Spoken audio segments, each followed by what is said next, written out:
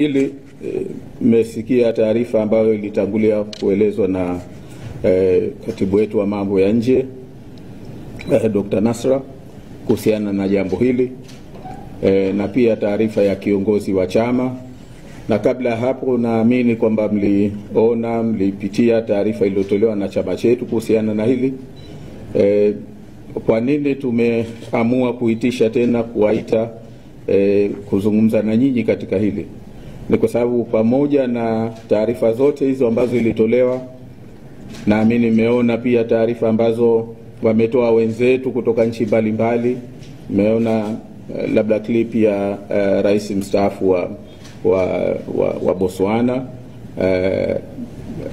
kama jinsi alivyoeleza tukio lenyewe lilivyotokea, kaeleza kwa ufasaha kabisa na masikitiko yake na alivyofadhaishwa na jinsi ambavyo hakutegemea kwamba jambo la namna ile lingeweza kutokea kwa watu na katika nchi ya Angola.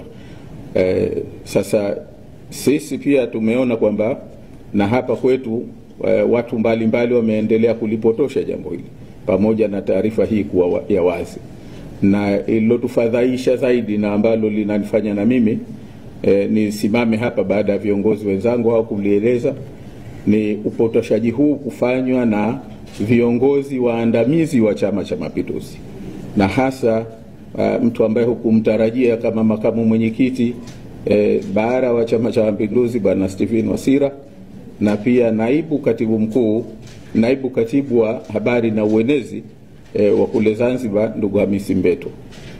Upotoshaji walioufanya kwa kweli ni mbaya sana, na mimi naamini kwamba unaipaka matope hata serikali, kwa sababu kikubwa ambacho wamekizungumza ni kama kwamba kwa upande hasa wa makamo wa kwanza wa rais Zanzibar, kwamba ni kwa sababu hakufata utaratibu, hajui utaratibu wa kusafiri nje. Sasa wao inawezekana mawazo yao hizi ni siasa, nasema za kichokora kabisa kwa kweli, kwa sababu katika hali ya kawaida wao wanaona kama hili linamhusu mtu binafsi, lakini wamesahau kwamba wao ni viongozi wa chama ambacho kinasimamia serikali zote mbili, na ina maana haya wanayoyazungumza mtu anaweza kutokana na nafasi walizonazo, kutokana na kwamba ni viongozi waandamizi, mtu anaweza kuona kwamba labda haya yametoka ndani ya serikali. Mwingine anaweza akaona kwamba labda hii serikali kumbe ni ya ovyo sana, kwamba makamu wa rais anasafiri kwenda nje na serikali inamwachia, serikali haichukui hatua ya kufata taratibu za kidiplomasia na za kiprotokoli ziliopo. Hasa hili ni jambo la kufadhaisha, na ndio maana kusema ni vizuri kuliweka record sawa sawa ili Watanzania wafahamu, Watanzania wajue tuna viongozi wa aina gani ndani ya Chama cha Mapinduzi. La kwanza niseme kwamba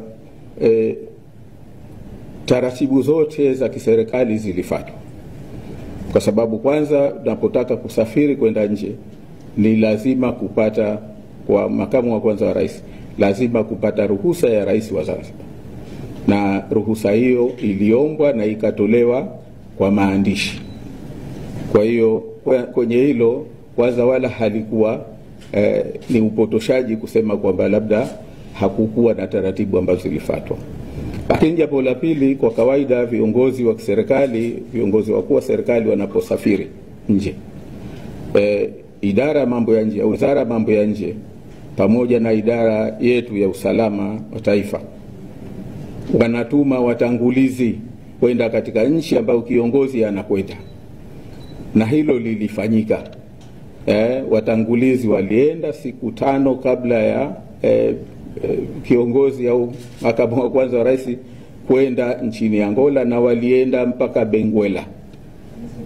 Sasa unaposema kwamba taratibu hazikufuatwa unakuwa mtu wa ajabu kwa kweli, lakini ni uhakikishie wa Tanzania kwamba watangulizi kama ulivyo utaratibu walipelekwa, na walipelekwa well in advance, na walienda mpaka kwenye kituo ambacho ilikuwa tufanyie mkutano. Lakini jambo la tatu ni kwamba kwa kawaida kiongozi anaposafiri, kama anapita pengine transit, basi ubalozi katika nchi ile ambayo anapita transit kwa kawaida wanakuja kumlaki na kumsaidia taratibu za usafiri. Na hilo mimi niseme kwamba tulipoondoka Dar es Salaam, transit ilikuwa Johannesburg, Afrika Kusini, na nishukuru sana kwamba nimekwenda pale, nimefika pale na ujumbe wangu, na tayari nikamkuta balozi wetu pale Mheshimiwa James Bwana yupo na watendaji wake wa ubalozini, na wakatusubiri, wakaja kutupokea kwenye ndege, na tukakaa sehemu ya transit lounge, na baadaye wakatusindikiza mpaka kwenye ndege, tukaondoka kuelekea Luanda, Angola. Kwa hiyo hilo ni jambo la msingi sana kwamba serikali ilijua na ilitimiza wajibu wake kiuweledi na kwa taratibu zinazotakiwa. Lakini kawaida nyingine, utaratibu ni kwamba kiongozi anapokwenda katika nchi ambayo anakwenda, kwa kawaida ubalozi wetu unakuwepo na kushughulikia taratibu zake za kuweko katika nchi ile. Na mimi nishukuru sana kwamba pamoja na matatizo ya usafiri ambayo yalimfanya balozi wetu wa Tanzania nchini Zambia, Luteni General Matthew Kitungule alikuwepo tokea Afrika ya Kusini, na tukawa kwenye ndege moja kwenda Luanda, Angola, na tumefika pale na akaanza taratibu za kushughulikia jambo hili, kushughulikia ziara hii. Na bahati nzuri nchini Angola tuna mwenzetu Mtanzania ambaye yuko miaka mingi, alienda tokea kwa taratibu za kiserikali, Bwana Mzirai, na ambaye kuna wakati alikuwa ni balozi wa heshima, na tumemkuta pale na yeye amekuja kutupokea. Au alikuwepo uwanja wa ndege, kwa kawaida huwa anaruhusiwa kuingia ndani, siku ile hakuruhusiwa. Ni kwa sababu gani? Wanajua wenyewe serikali ya Angola. Kwa hivyo mimi ninachosema ni kwamba taratibu zote zinazostahiki zilifuatwa. Kama ni makosa, yalifanywa makosa na nchi ya Angola, na hii ndio ya kuulizwa, hii ndio ya, kwa sababu sisi tulipofika taratibu, hata kama walikuwa na tatizo na tulichoendea tujalie, lakini hawakupaswa, au kama walikuwa na tatizo na sisi, basi kwa kawaida unaambiwa kwa nini huna visa, huna kitu gani, ni undesirable, lakini wote sisi ni mashahidi. Ndio nasema hizi taarifa nzuri meziona kupitia sources mbalimbali, kwamba hakuna ambaye alielezwa kwanza kinachofuata, kwamba hatua gani, hatukuelezwa tatizo ni kitu gani. Mpaka hapa tunasimama, basi mpaka leo hatujaelezwa kulikuwa na tatizo gani. Si serikali ya Angola, si serikali yetu ya Tanzania ambayo imetoa taarifa rasmi.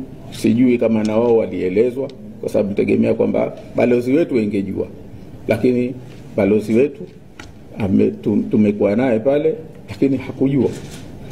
Lakini na jingine la mwisho niseme kwamba wakati tukiwa uwanja wa ndege katika sakata hili, nilizungumza na waziri wa mambo ya nje wa Tanzania Mheshimiwa Mahmoud Thabit Kombo.